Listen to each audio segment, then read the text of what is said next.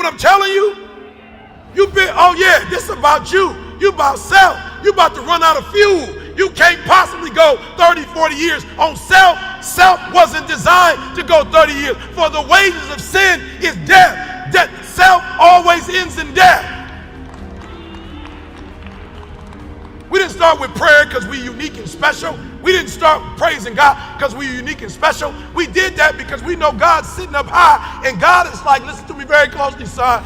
You gonna win the Nobel Prize. You gonna get all of that. Why? Because I know when you get it, you gonna brag about me, so I'm gonna make sure you get it. Oh, y'all didn't hear what I just said. I don't know who made the decision for the New York Times bestseller. I don't know who in LA decided that. USA did. I don't know who made that decision, but I know whoever made the decision the night before, just like his wife told him, whatever you do, don't touch Jesus. Take your hands off of him. You let them kill him. God is always going to have somebody in the room that's going to speak the right stuff. You think you got to work for it. You don't got to work for it. You just got to let him know, if you give it to me, I'm giving it straight back to you. And if you know he going to give it straight back, he going to give it to you. His wife woke up like, come here, sweetheart. You done lost your mind. You done let Caesar convince you to kill this man. I promise you, if you kill this man, that blood going to be on us. Not in the church. It wasn't no church. Wasn't nobody listening to no gospel music. He was going through his regular day, and God and his angel spoke specifically to his wife. She said, "You're a grown man. I can't tell you what to do, but if it was me, I'll tell you what the angels told me. Don't touch it." I'm telling you right now, I don't know who at the New York Times, but God got in somebody's ear. We're number 9. So what does that mean? Somebody hit 1, somebody hit 2, somebody hit 3, somebody hit 4, somebody hit 5. We weren't on the list. And somebody was like, oh, have you considered Eric Thomas? Have you considered? I've seen this list that you have here. It seems like it's missing. Y'all going fast. Y'all getting the 10. Hold up. Y'all about to get the 10 real quick. There's a name missing. What's the name? Well, God showed me last night. And we should consider Eric Thomas. The hip-hop preacher. You know what? The hippity-hop. If we put the hippity-hop on the list, it needs to be on the list. Are you hearing what I'm trying to tell y'all? Like, we got to the lowest number you can get and still, come on, y'all. Come on, 120? Come on, 120?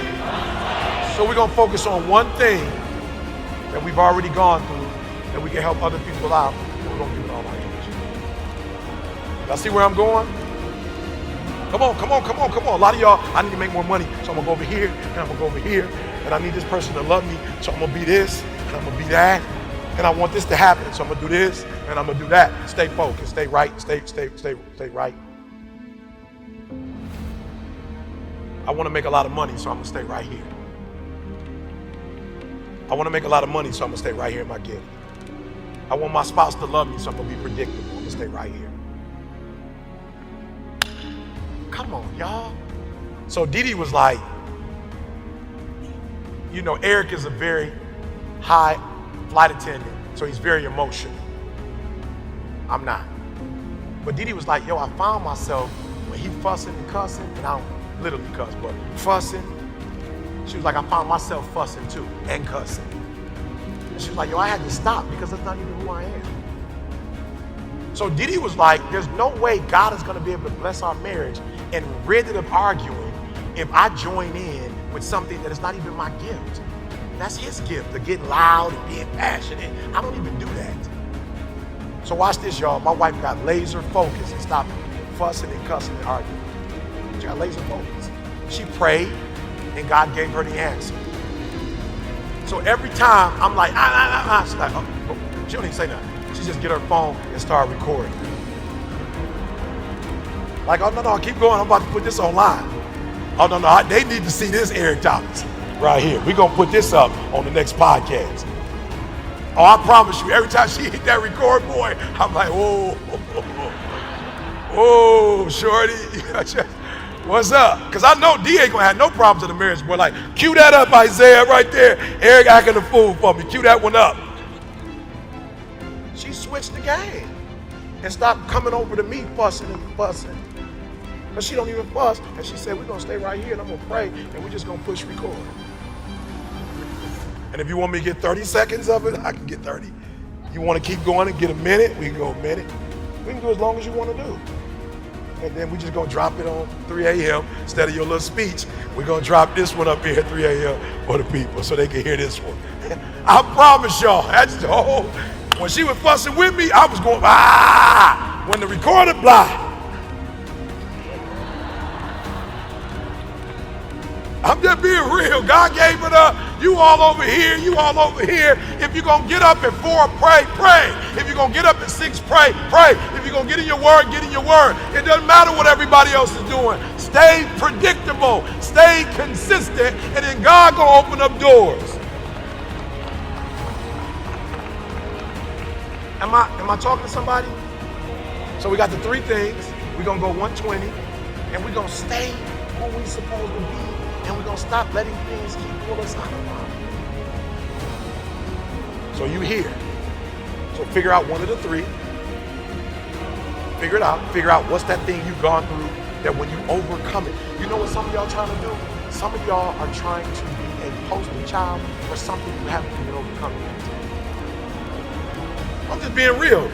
Like, the reason why people fool with me, because this really what happened in my life. And I really overcame. Like, I've really forgiven people. I ain't on that. I ain't holding nobody hostage. I really don't have no expectations for people. Not in a bad way, but I'm not gonna put my expectations on you. Like, I ain't on that. I'm really free. Like, I'm really like, people say you wrote the book, it was so much transparency. It could have been more if the publishing company could handle it. And you ain't seen transparency yet. And why am I transparent? Because I'm not a slave to you. I'm not a slave to your image of me. I'm hurt, I'm struggling. I'm human. I didn't have the best situation my whole life. Bruh, like, this is really what happened. I don't gotta fake what happened. This is really what happened. And you rock with me because you like, yo, he really is. But here's the problem I have. While you look up to the God in me, you're not mimicking the God in me, you're mimicking the God of this world. I'm just being real. I'm looking at all the stuff on social media. It's people who not coming and rocking with me because you going somewhere because somebody showed you a Bentley. Somebody showed you a Rolls Royce. Am I saying there's anything wrong with it? Absolutely not. But if you think that's going to save your marriage, if you think that's going to help you to have a better relationship with your kids, if you think that's going to bring you self-fulfillment, then I can't force the masses to know the truth. So go over there, but you know what happened? They go over there, and as soon as they marriage, then they come to